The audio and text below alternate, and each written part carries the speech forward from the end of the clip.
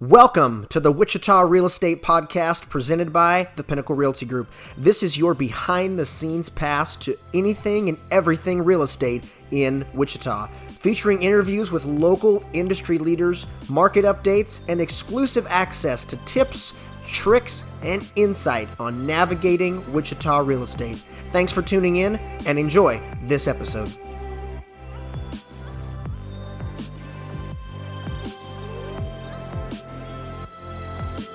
Hello and welcome to this episode of the Wichita Real Estate Podcast presented by the Pinnacle Realty Group. I am joined today by none other than the Andy Merchant. Andy, thank you for coming on the show today, buddy. Appreciate you having me. Absolutely. So, I guess kick us off. Tell us a little bit about your background, the guests, our audience, me, about your background. Who is Andy Merchant?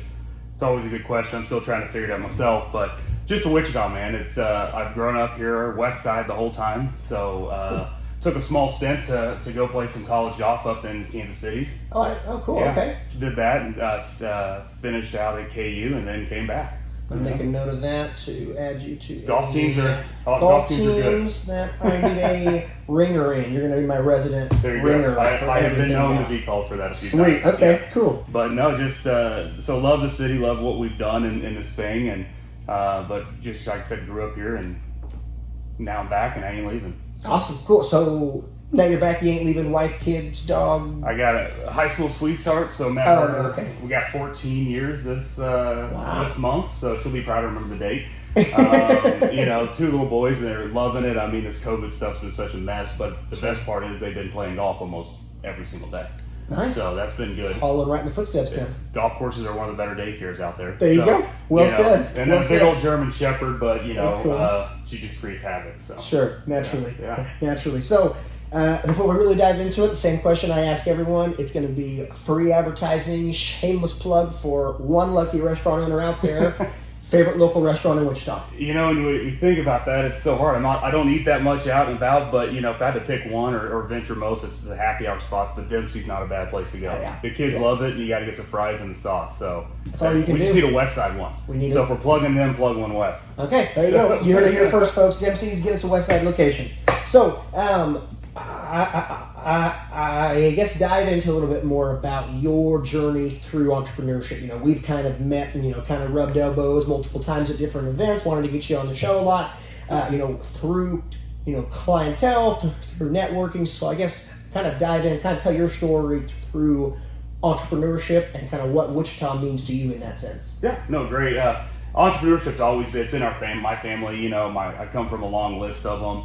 And it's just been one of those things that I've always been more of the calculated risk taker. So I've had great jobs and great careers, really kind of starting with my background at Verizon. I spent 10 years there. Thought I was going to be a corporate guy. Wasn't worried about entrepreneurship, wasn't worried about doing my own thing.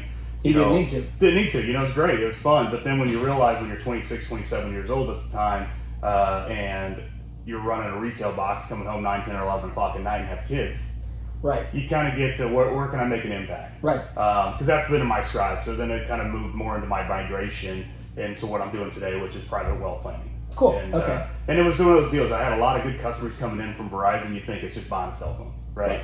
But it's really about helping people make the better decisions. Yeah. We had great groups. And I figured there's got to be a better way of doing it. So that's when I kind of made the transition into private wealth about 10 years ago. Okay. Started with a big firm, kind of taking my conservative route with Merrill Lynch. It was a great time and a great experience. And then I got the opportunity where we met with Sunflower Bank, right. Where I was the opportunity to kind of help run and spearhead their private trust and collaborate with the banking channels and the other areas of that. And then since then, I've just kind of moved over into an independent channel, which is definitely the entrepreneurial side of it. So it's my business. So you and a partner, or just you on just this? Me. Awesome, cool, okay. Because our industry is unique, where we have to partner with a bigger group. Oh, sure. For our marketing, compliance, and those kind of things. And stuff like that. Yeah, so that's kind of that's where we go. But at the end of the day, it's about working with our day-to-day clients and being intentional in what we do. Sure. Yeah. Very cool. Striving, so keep learning. Very cool.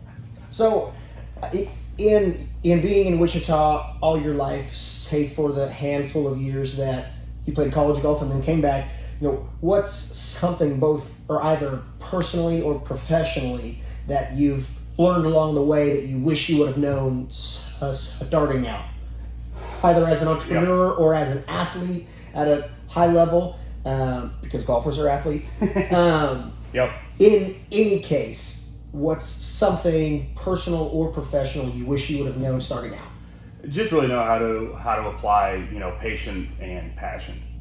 We all have it, but if you're a patient person and passionate at the same time, which is what I feel like that I am, you tend to move things a little quicker, and then it really puts a lot of stress on partners. Right. And as you grow up and you do some things, you want to make sure you balance that. So I'm now just starting to learn how to balance the passion with the patience that is required. I'm going to clip that. That's a hell of a quote. Patience and passion. Patience. Oh my Lord. Patience and passion, the Andy Merchant story. Go find someone who's passionate that's extremely patient, right? Because I know we're both there. It's like, go get it tomorrow. That's right. And a patient person generally may say, well, passion is there, but it may not be the front. So having those two at the front.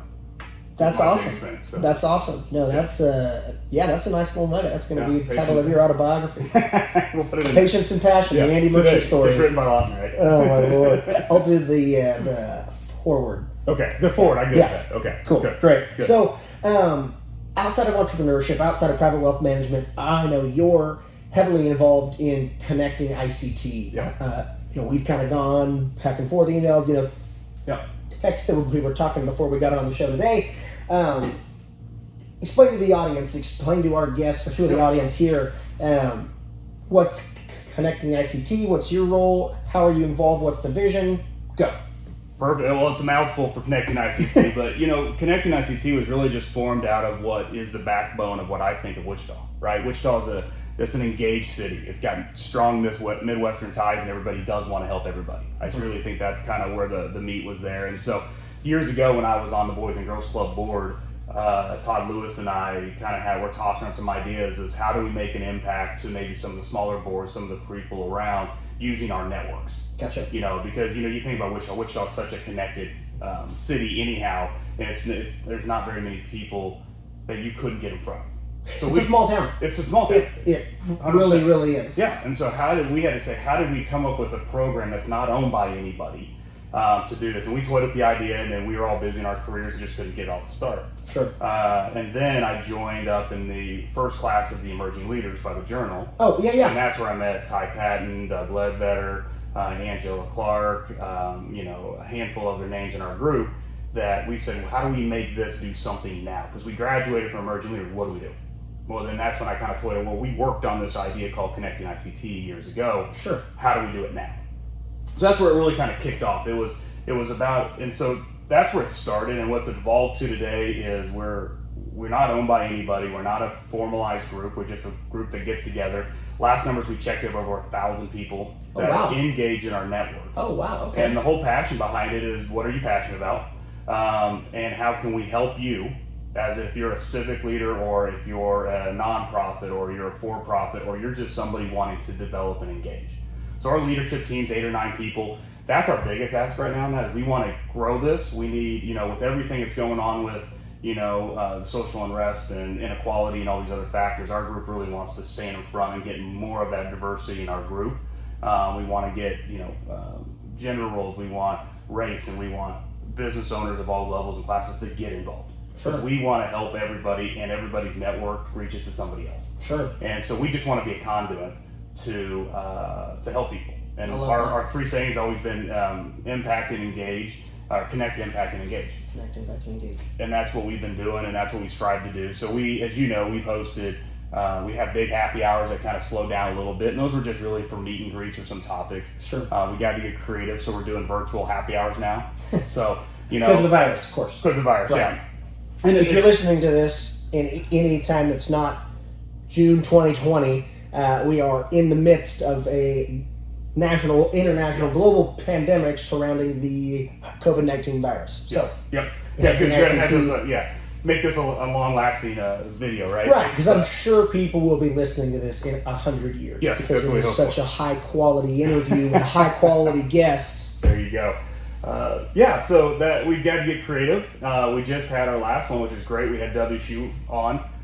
We had both provost and athletic director talking about what WSU is going to do, because we still have a university here that's a staple of our community. Right. How do we help them, and how do we do things? We've had Wichita, other members of the community on. So that's the passion behind it. And the best part is it's free. It's about quantity of numbers and people that want to make an impact. Sure. So all you have to do, go to our website, ConnectingICT.com, all the information's there, and the only ask on is get involved. If you don't get involved, we can't help.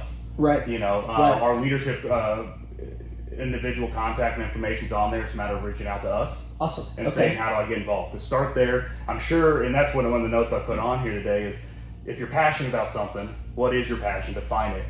Tell us how we can help make it a reality. I love that. Simple stuff. I love that. Accelerates patience. Right. I was just gonna say that's where the patience comes in. Yep. So, and obviously we'll plug these in the show notes as well. The ConnectingICT.com, you said, and then there's Facebook. I know, is there Instagram, LinkedIn, or any other platforms? You have to ask Jacob Wayman. He runs that whole thing. But yeah, no, we've got. I don't think we got. I know we got Twitter because Kai runs that. Okay, cool. And then we use some other channels, Slack and those things. But right now, Facebook is our primary source of communication on the website. Right, and that's just ConnectingICT, all one word. ConnectingICT on Facebook. Mm-hmm. Okay, yep. Awesome, cool, great. So, I guess what is our audience? For anybody on the fence out there that's listening to this, or has seen any of your advertisements or anything on Facebook, or has wanted to join the group or go to one of the events, but they're not really sure what it is. They're not sure if they're going to fit in because, they're not a high-level executive or entrepreneur like people on the leadership board are. What would you say to them? It doesn't matter. There's no lines, there's no boundary, there's no status. Nobody cares. Our leadership group's only a leadership group because somebody has to organize the whole thing, right? It's more of a logistics group than a leadership group. We're not a young professional group. We don't care how young or how old you may be. We don't care what your title is in your role in your company or anything else. If you're passionate about moving the city forward, this is the group for you. Correct. Yeah, because we've actually coded our big push. We were really excited about is we're creating an army of yay-sayers. I like that. So that's the whole point is that, we as a society have a tendency to very focus on the negative. Look at everything that's going on right now in our world, and the negatives sell headlines. Yeah. But we want yay sayers. We want the people that are going to say yes to something but just need to know how. So don't worry about who you are, just get involved. I promise you, if you come to an event, you connect with one of us, you'll be fine. You'll have a great time, you'll build great relationships, and we want to continue to spark this thing bigger. Right. I can speak to that personally. I know that I've only been to a couple of the ConnectingICT events. Don't hate me for it. But yeah, just in, I know Ty and I know Jacob Wayman and I know you. To have, those relationships, they seem like, because you three are so prominent in the community, it almost, can intimidate new people to the industry or new people to any industry or to the city or to networking, the introverted people that maybe don't want to go and, shake a hand with a large figurehead in the community like that. I know the three of you on a pretty decent level, and I would have a beer with any of you, and it's the easiest, we're ready to do it again. Yeah. Casual thing. Yeah. So it's for anyone out there on the fence thinking about joining ConnectingICT or any networking group or networking event out there, get outside your comfort zone. Everyone's at those events for the same reasons, and nothing good ever comes out of comfort zones anyway. So you talk to us ahead of time, you're there, and that's the other thing. You said why there's no reason. We made this a completely no-cost platform. Right. There's no membership fees. We're not selling information. We're just simply trying to connect and orchestrate. Right. Organize people together. It's just come out, and that's the other thing. We got the big groups, but we also have. Up until now, we've had 8 or 9 small groups that get together with 10 or 11 people. Oh, so kind even of if it's groups inside the groups. Correct. More of like, there's these 10 people that really like wealth management, and they're going to go talk to you about it. Or just geographics. Right. We talked earlier that part of our deal is getting creative is that we have a West Side happy hour. Right. It's just easier for people that are on the west side of town to gather within a mile radius. So it's kind of your country club or your cheers bar, so to say. Sure. So we have a happy hour. We met together. We got limited, so we started moving these to driveways. So we've been doing happy hours on the driveways to remain connected. That's awesome. Because, maybe I need a job or I need help with a job or my son or daughter is moving back to Wichita now. What do they do? Can you make some introductions? Right. It's a matter of opening the door for somebody and making an impact, a positive impact on their life is great. That's what our mission's all about. So that's the connecting there is the people within and without, and then connecting those groups into the community as well to empower and everything else that you mentioned. Or job seekers. If you're employers, HR directors, those kind of things. We've got a lot of people that have asked us what to do. So we're trying to be more of that just from that social side. Yeah. So kind of a syndication of local talent that's on the hunt, or looking to make a change or looking for anything new. This is the place to find it. Yep. I love that. Yep. That's awesome. We've done a lot with the baseball team and the recent, I don't know if you made those ones, but we were going to launch the Yaysayer beer. We're working with some local breweries here to create the Yaysayer beer is going to launch at the baseball stadium. Oh, that's awesome. But, obviously things so we've helped out with them on some fact finding, some ideas. Like I said, it's an open group. There's so much going on, but the key is to get involved. That's awesome. Well said. Yeah.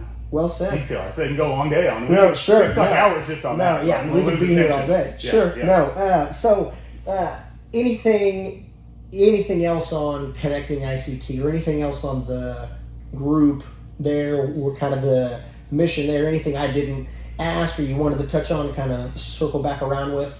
No, I think we hit it. I guess, I mean, it's a pretty simple ask and simple process. Just get involved. Just get involved one way or another. And we'll get creative during this time of transition and out of. When you have no choice, you kind of have to. Yeah. Absolutely. Yeah. What do they say? Necessity is the mother of all creation. There you go. There you go. Yeah. There you go. Yeah. Anything else not related to ConnectingICT that you thought that I would chat or that I would ask you about that you wanted to chat about today? I mean, anything else, just kind of notes wise? Just general. I've talked a lot, and anytime I can get in front of any audience at all or people out there in general, it's always good to talk about what I'm passionate about and try to get a message, because I'm not plugging the business as much as the general practice of wealth management and collaboration. It falls in line with ConnectingICT to some degree, and the thinking that if you're passionate about helping others be better, the wealth management industry has always kind of been or is moving into a transitional phase. And I think it's interesting to talk about, because a lot of misconceptions on what the wealth management looks like.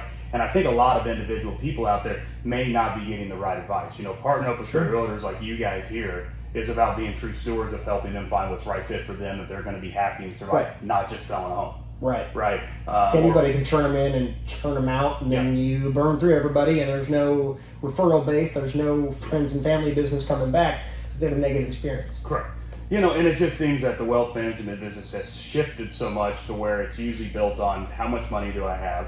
Oh, I got to have a lot of assets to manage in order to have value being provided to me, when really we're in the position to be able to help people make more informed financial decisions. Gotcha. So, relationship with us is we work with our clients on how to figure out better ways. If I buy a house, who's the right partner? Who's the right fit? Who's these kind of game plans? How do I get the right lending solutions? And really, so you're a conduit there as well. Correct. And that's where it's kind of tied into the whole ConnectingICT, right? The goal there is to reduce financial fragmentation. One of my other key words you can throw forward, right? Hashtag financial fragmentation. There you go. Reduce it, right? Right. Because right now it's so busy out there with it, and right now with unemployment at high levels and people kind of not knowing where tomorrow is going to be, and a lot of the new COVID rules and the Secure Act that has come out, are people really getting the right information that they need? And you don't necessarily need to have $2 million in an investment account for someone to take care of you. Right. So that's where the industry, I'm hoping, is where I'm trying to be the steward leader of, is to change the mindset to where it's more focused on how do we help individuals net worth focus, which is different than just an AUM focus, assets under management. Right. And if we can help you grow your net worth, that means you may take money out of an investment account to go buy that dream home, right? Because that ultimately gives you happiness and greater clarity. Sure. And so that's what we're striving to do, is to kind of help with that industry. Now, the challenges, like we all run into, is that how do you provide the cost for the service, and it's different, And so that's been our biggest challenge in the industry, is how do you revisit the cost, because it's built right now on factors that we can't control. Sure. You're a client, you walk in and you say how much money you got, and the markets go up, the markets go down, but that's how we get paid. Right. We have found during this time of crisis that we're in that clients are calling us more while their asset value is dropped. Sure. So we're numbers guys, right? We play the math. Right. If you live on a 1 or 2% cut of the assets, and the assets drop 30%, but the client calls you 3 times as much, where's the real fee value there? Right. And where do you rank if you aren't the biggest client under that advisor's book? Right. I mean, you as a wealth manager in that scenario, you can reach the point of diminishing returns very, very quickly on your time.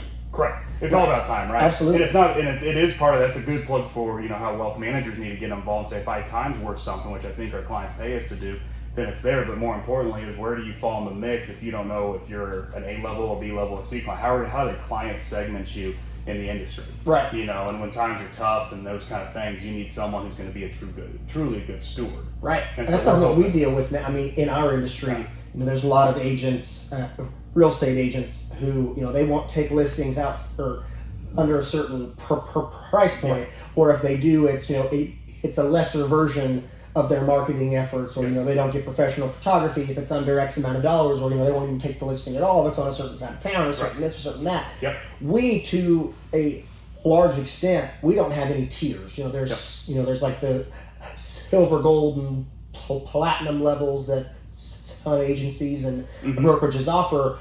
Ours is, it's white glove all across the board. It's a $50,000 2-bedroom house that your mom left you and you don't want, and you want to sell. That's going to get the exact same photography, the same marketing spend, the same advertising, the same sign, the same exposure, and the same drive and exposure and positioning in the market from our team as it would a $2 million 8-bedroom dream home. Yeah. Both of those are equal to us. Yeah. And we really do mean that, and we've got a track record that proves it. Actions are much louder than words. People lie, numbers don't. Our numbers show, our data is clean, and it shows that our level of service across all price points, across all situations, across all platforms doesn't ever waver. There's no A, B, C clientele.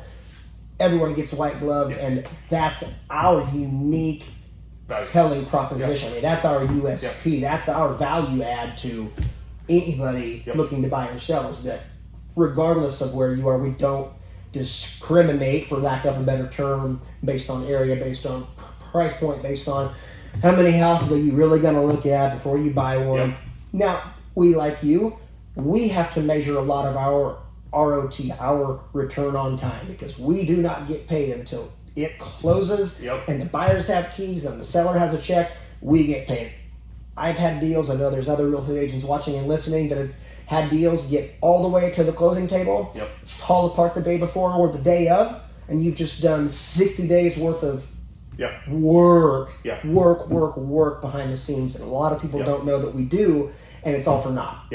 Well, and that's where it ties back into that reducing that financial fragmentation by being a conduit, right? Just like ConnectingICT, it's a hub. If you think about it, you got bankers involved. We had some clients last year that we got involved with the private bankers involved with the real estate. We brought the whole transaction to the table. When you've got all the decision makers there, the client's simplicity is that they don't have to sit there and work. Because what they're doing is they're calling their realtor, then they're calling their banker, then they're calling their advisor, where the money comes from, and how do we do this. If all that's done ahead of time, it makes everybody get to the finish line faster, and the client's experience is a heck of a lot better. Yeah, I mean, you're eliminating their need to burn calories to get where they want to go. Exactly. You're doing all the legwork. Yeah, and we could rather sit at a table like this with the client, with everybody, and say what, because they're going to look at you. So whether that's with your CPA, your attorneys, or anything else, and how do you title the houses and change it, there's so much more than just pushing product or pushing paper. Yeah, and that's what I said. The industries that we've all grown up in, which is why we collaborate so well together, is that we're not in the mindset of selling something. We're in the mindset of being providing value, right? And at the end of the day, that's where we hope to continue to be that future steward. Because I don't think that these industries are built that way. I agree. Taught people how to think about a transaction and what do you charge in versus what's the value I'm getting in return. I agree. So, and I think that goes to, and I don't know the specifics of your industry in this regard, but I know in ours, there's a lot of buzz around iBuyers. There's Zillow, Redfin, Amazon. They will offsite remotely. Their entire business models, in some sense, is eliminating the human being real estate agent out of the transaction, and you can list your house on our platforms. Zillow's got to deal with LegalZoom. I actually think they acquired LegalZoom, or a subsidiary of LegalZoom, to handle all of the contracts, where they see the future doing away with a real estate agent. I'm sure there's an equivalent in the wealth management world, like Robinhood. So I mean, SoFi is another one I know, where you can kind of do pieces of pieces of the puzzle, but not the whole thing. Right, and that I think kind of goes back to your point about being a good steward and providing that value to your clientele. The human element, that specific human element in your industry, in mine, in insurance, in really any kind of brokering or sales role, will always be needed. Mm-hmm. And I think it's going to come back more than it has in the past. I would agree. If you want to go, I tell clients, if you want to go invest your own money and do it yourself, that's a service you can't do. Right. But how does it tie into your retirement plan, your cash flow plans? How can you buy a home? When is the right time to buy a home? What if you have multiple properties? What if you want to get into into owning additional? Because right now the big conversation is, do I want to put that much money back into the markets? Right. Do I want to go diversified? And diversification doesn't have to be just about buying stocks and bonds within a portfolio. Right. Diversification could be, I want to go buy a number of rental homes. Right. Or I want to go buy a building. Right. So that's where we as the advisors in my world need partners like you, because our clients don't need us. And if I would just live in a world where we would charge an asset under management fee, as being a good steward, I tell my clients, well, why would you want to move it from here to there? Sure. No, just leave it in here, because if you take it out, then it's not then my I get paid AUM. less, and I'm helping you versus just charging a kind of more of a consulting-based planning fee that's going to help them overall by their net worth. Right. And so those are some opportunities. And that ultimately, to me, that's one of the reasons why you're on the show today. You're one of the, like you've talked about, we collaborate, we've partnered on some stuff. It goes back to you being a conduit, you kind of being, for lack of a better term, a one-stop shop. Mm-hmm. We try to position ourselves in the exact same way, but two different sides of the coin. People that need wealth management, or people that you have with wealth management that either want to invest in real estate or need to sell real estate, whether it's acquisition, disposition, we're your go-to. And the other side of that, if we've got clients that, aren't sure, what kind of tax liability that this puts them in if they don't, properly exchange this, should they go charitable, should they do this, are they for-profit, non-profit, we can flip that over to you, and we want to be a conduit as well. If our clients come to us, we'll take it from here, we talk to title, we talk to the inspector, we talk to the lender, we'll talk with your business manager, your wealth manager, if need be. We want to be the conduit, and I think, to your point, the people that are going to succeed on not only the other side of the virus, but the other side of the next 5 to 10 years, where technology is going to play more and more and more and more and more of a role in every industry, are going to be the ones that can position themselves as their value of convenience, where you as the client don't have to burn as many calories, for lack of a better term. I love it. We're going to use that one for you. If you come and do business here, we will handle, we'll talk to everybody, you talk to me. Yep. And that just seems to me, it just seems to be the right way to do it. 100%. Now it's not a quantity game, it's a quality game. Sure. It's a quantity of relationships and a quantity of the relationships that you have. And it's about making people's life easier and helping them make more informed financial decisions, regardless of what they do. So, a relationship with people, that's one part of it, but that doesn't carry you like it used to. 50, even 20, 30 years ago, if you were the local bookstore, you were the man, you were in the community, you had the relationship, you sponsored the baseball teams, Little League stuff. Amazon came along and you could get your book shipped to you. I didn't have to leave the house, and it's cheaper. I like you, bookstore guy, but I also like convenience. And ever since then, the consumer has valued convenience more than we can imagine. You're right. We can't ever overvalue what the consumer values as convenience. We won't, there's no way to put a value on it. They will do anything for convenience. Right. And a product's a great convenience thing. I just tell clients, don't sell short your relationship and the service. Yes, absolutely. Because there's no convenient relationship. Exactly. Because if it's convenient pricing on the front, it's going to be convenient pricing on the back end. And that kind of goes full circle to when the markets go down and the time of need goes up. If you're paying a lower fee because it's more convenient, you're probably going to get less of that attention to make those right decisions. Absolutely. Right. And so we really need to be good stewards going forward as all of the financial professionals, you, bankers, CPAs, attorneys, need to come to collaborate more and try to make it easier for the client. And the clients in return will see value, and it's up to the client to pay. Absolutely. We're not out of charts off the ball with our time and our costs, but at the same time, we think that at the end of the day, it's an add value. And if it does, great. If it doesn't, we want to be friends. Right. It's okay. So that's the big push right now, is trying to get people, because there are some major decisions that are going to happen over the next 6 to 12 months that people are just going to need to make the right one, because there's not going to be a reset. Well said. That's my big thing. So, well said. There you go. Well said. There's Awesome. So awesome. Yeah, no doubt. So, we just kind of touched on it a little bit, but if you want to, kind of wrap it up, with a nice little bow, any advice you give to our audience today? Other than call you for their wealth management needs. No, it's really too, if you're a professional out there thinking, just be a good steward, right? I mean, think about what it is to be a good steward and what that defines and means to you. And if you're not operating that way, there's a way to change, and define what stewardship means. I think that's a big one that I've always been a fan of. And then for personal, you got to get involved. Yeah. That's the big thing. There's too many people that just don't get involved, and that's kind of the opposite of the Army of Yay-Sayer movement, is people talk a lot about things, and that's fine, because that's just what they are. But you know what? If you have a passion about something, get involved with it. If you have a passion about something in an industry from a professional standpoint, you should be a good steward. It should be super simple to do that. Right. So when I think about advice, those are the two things that I kind of live by every day: is be a good steward, and get involved where you can. Every day I wake up and I say, how am I going to impact somebody today in a positive way, not a negative way. So that means helping them make a phone call, to help somebody find a job or connect them to the right, real be estate professional. Be a conduit. That's the easiest thing to be, and you know what? It's not a bad position to be. No, it's a great position to be, because it comes back to you. Yeah. So that's my big thing, and you know what?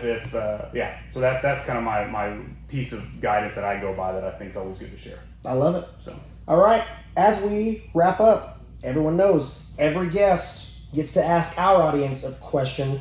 The only thing that I ask, or that we ask, is that once it's posted, YouTube, Facebook, Instagram, LinkedIn, on our website, cwichitahomes.com/insider.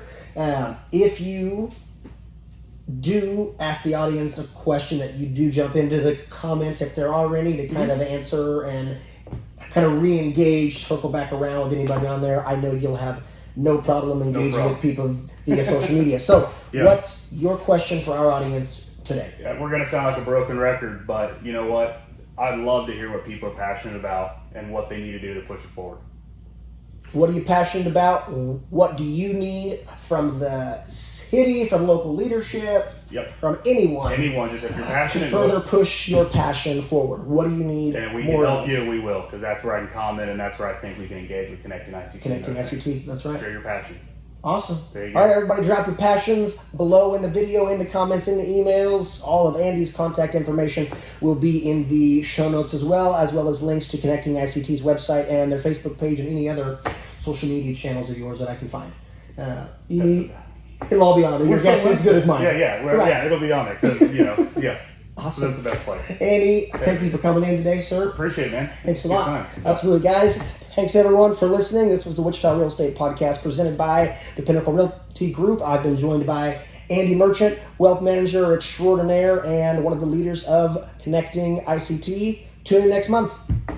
Thanks for tuning into this episode of the Wichita Real Estate Podcast. For access to even more information, join our Pinnacle Insider Club at cwichitahomes.com/insider.